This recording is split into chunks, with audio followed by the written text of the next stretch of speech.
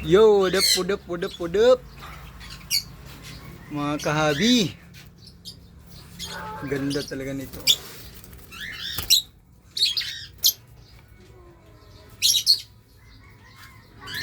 Ganda niya. Yung aqua project natin, di mo na natin silipin. Mahirap na. Din yung ating mga parakits, nilinis ko yung mga paa. Kasi ito yung number 1 na problema sa mga parakits eh. Yung kakaroon ng mga dikit-dikit sa nilang paa. Mga hipot ba? Ay, malalaki na sila mga kabi oh. 5 out of 5 yung mga kabi.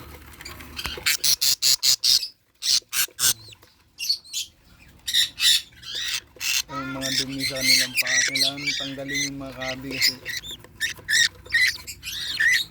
ipukos yun ang punggal.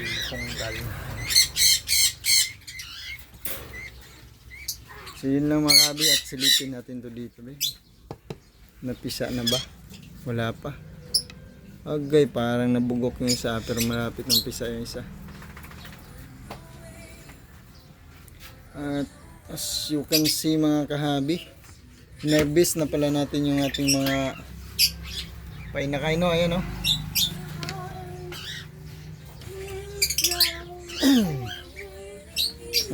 Out. Ay, yung ating mga painakay, yung mga kahabi. Ano na lang yan, 5. Na-out na natin yung iba. Actually may-ari na sana nito eh, kaso hindi pa nila nakuha. Na-out na natin yung 3. Bali ano to lahat eh, 8.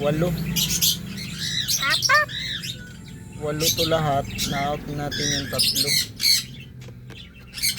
So yun sir, kung mapanood mo to pasensya na, na-out natin yung 3 kasi naubusan tayo ng konsumo nila no, pambiling patuka. Yan, kukunin pa naman yan. So meron tayong parang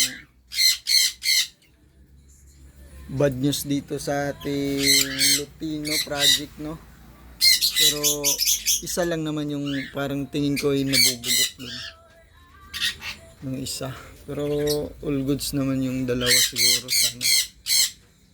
So yun, dito sila tupak, wala ng mga ano to, wala ng mga sisiw kasi hinarvest na natin no. So excited ako dito eh, hindi ko pa nasilip yung kanilang mga itlog kung fertile ba. Ang ganda nitong handfeed natin na to.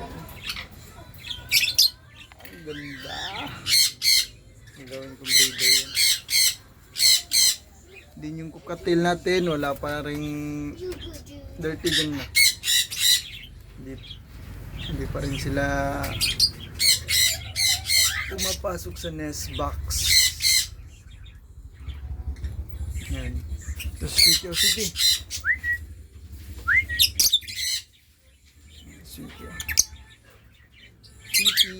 Yan, sweetie. So yun lang mga kabi. Silipin natin na kung may inakay na tong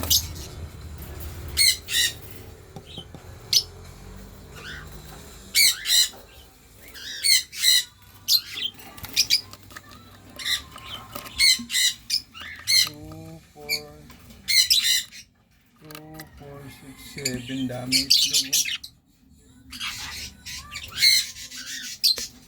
7 yung ganyan itlog.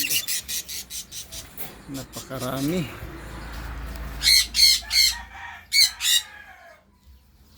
Then yung dalawa nating maingay dito. Napakaingay. Iba. Ganda ni Iba. Ito si Adan. Ibat Adan.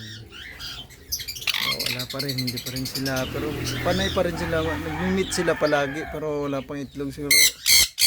Antabayanan lang natin. So yun lang mga abi, ang ating update ulit sa ating mga ito na. Bye bye.